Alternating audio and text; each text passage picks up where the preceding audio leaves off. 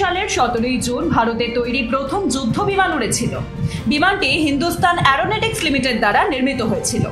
Hindustan Aeronautics limited স্বাধীনতার পর থেকে ভারতে বিমান উৎপাদন করে আসছে, কিন্তু অন্যান্য উন্নত বিশ্বের মতো ভারতে কোনো সুপারসনিক যুদ্ধ বিমান যে ছিলই না। ভারতীয় সেনাবাহিনীর কাছে এই ধরনের বিমান একেবারেই ছিল না। তখন প্রধানমন্ত্রী ছিলেন পণ্ডিত জওহরলাল নেহেরু। এই বিষয়ে তিনি হিন্দুস্তান এয়ারক্রাফট লিমিটেডের সঙ্গেও কথা বলেন, কিন্তু HAL এর যুদ্ধ বিমান তৈরির কোনো অভিজ্ঞতাই ছিল না। তাই নেহেরু জার্মান বিজ্ঞানী কার্ট ট্যাঙ্কের সঙ্গে কথা বলেন। কার্ট দ্বিতীয় বিশ্বযুদ্ধের সময় ব্যবহৃত অনেক যুদ্ধ বিমানের নকশা করেছিলেন। নেহেরুর নির্দেশে 1956 সালের আগস্টে কার্ট ভারতে আসেন। তিনি HAL এর ডিজাইনারের সহযোগিতায় একটি যুদ্ধ বিমান তৈরির প্রস্তুতি শুরু করেন। তারপর 2 বছর ধরে যুদ্ধ বিমান তৈরির কাজ চলতে থাকে এবং অবশেষে 1961 সালে ভারতে তৈরি যুদ্ধ বিমান উড়ে যায়। বিমানটির HF-24 মারুত নামকরণ করা হয়েছিল। রাজমাতা জিজাবাই 1674 খ্রিস্টাব্দে 17 জুন মারা যান। জিজাবাই ছিলেন মারাঠা সাম্রাজ্যের প্রতিষ্ঠাতা ছত্রপতি শিবাজী মহারাজের মা। তিনি জিজামাতা নামেও পরিচিত। তিনি 1598 খ্রিস্টাব্দের 12 জানুয়ারি সিন্ধখেদ নামে এক জায়গায় জন্মগ্রহণ করেন। তার পিতা লক্ষজি যাদব একজন বিশিষ্ট মারাঠা সর্দার ছিলেন। জিজাবাই শাহাজি ভোসলের সঙ্গে বিবাহ বন্ধনে আবদ্ধ হয়েছিলেন। ছত্রপতি শিবাজীর মা হওয়ার পাশাপাশি রাজমাতা জিজাবাই তার বন্ধু, পথপ্রদর্শক এবং অনুপ্রেরণাও ছিলেন। তার সমগ্র জীবন ছিল ত্যাগের মূর্ত প্রতীক। সারা জীবন অসুবিধা ও প্রতিকূল পরিস্থিতির সম্মুখীন হওয়া সত্ত্বেও তিনি ধৈর্য হারাননি এবং সমস্ত সংস্কার তার পুত্র শিবকে দিয়েছিলেন, যার কারণে তিনি পরে হিন্দু সমাজের পৃষ্ঠপোষক ছত্রপতি শিবাজী মহারাজ হয়েছিলেন। রাজমাতা জিজাবাইয়ের জন্মবার্ষিকী সারা দেশে রাজমাতা জিজাবাই জয়ন্তী হিসেবে পালিত হয়। शिक्षा देश का गौरव है और RKDF यूनिवर्सिटी शिक्षा का उद्यम है। RKDF में सवारे अपना भविष्य। PhD MPhil करे अपने पसंदीदा विषय में। सर्टिफिकेट डिप्लोमा के 74 कोर्सेज। RKDF university. RKDF में सवारे अपना भविष्य। PhD MPhil करे अपने पसंदीदा विषय में। सर्टिफिकेट डिप्लोमा के 74 कोर्सेज केवल RKDF यूनिवर्सिटी में।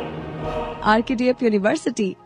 RKDF में सवारे अपना भविष्य। सर्टिफिकेट डिप्लोमा के 74 कोर्सेज केवल RKDF यूनिवर्सिटी में। RKDF university. RKDF यूनिवर्सिटी में admissions open.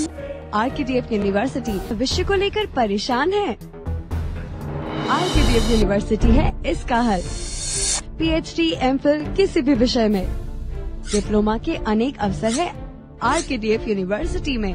Admissions open. RKDF university. Education glorifies nation. 1928 সালের 17 জুন গোপবন্ধু দাসের মৃত্যু হয়। তিনি ছিলেন ওড়িশার একজন সমাজকর্মী, স্বাধীনতা সংগ্রামী এবং সাহিত্যিক। তিনি উৎকলমণি নামেও পরিচিত। ওড়িশার মানুষ তাকে দরিদ্রা শাখা হিসেবে স্মরণ করে। 1877 সালের 9 অক্টোবর ওড়িশার পুরী জেলায় জন্মগ্রহণকারী গোপবন্ধু দাস তার জীবনদশায় ওড়িয়া ভাষা, সাহিত্য ও সংস্কৃতিকে শক্তিশালী করার পাশাপাশি অসহায়দের সেবায় সর্বদাই সক্রিয় ছিলেন। ব্রিটিশদের বিরুদ্ধে স্বাধীনতা সংগ্রামে সক্রিয় অংশগ্রহণের জন্য তিনি বেশ কয়েকবার কারারুদ্ধ হন। গোপবন্ধু দাস নেতাজি সুভাষচন্দ্র বসু ও গান্ধীজির প্রিয় ছিলেন। 1922 ও 24 সালে দেশের ঐতিহাসিক হাজারিবাগ কারাগারে বন্দী ছিলেন গোপবন্ধু। ওড়িশায় এই সময়কালে সত্যবাদী যুগ নামে পরিচিত। 1928 সালে 17 জুন 51 বছর বয়সে তিনি মারা যান।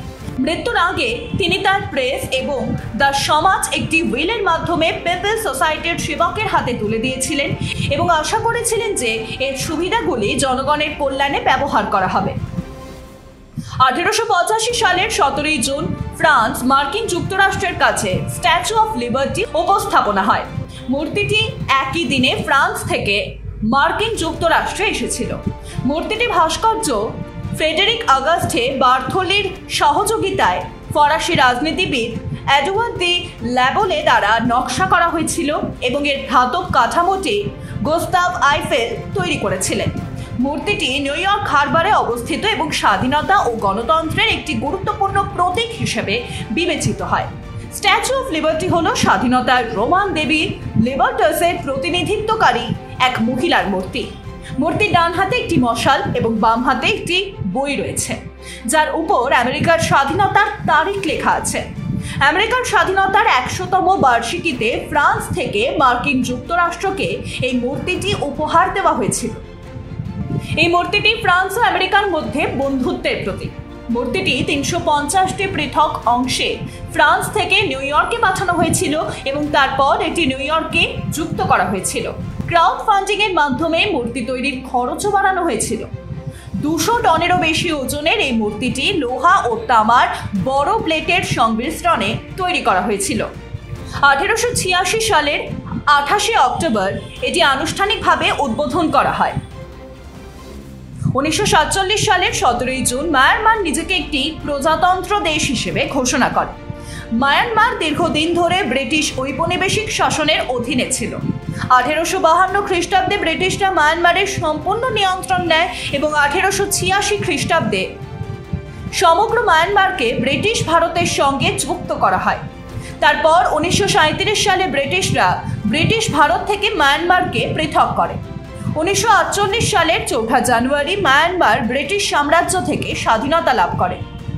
স্বাধীনতার পর মায়ানমার একটি সংসদীয় গণতন্ত্র গ্রহণ করে।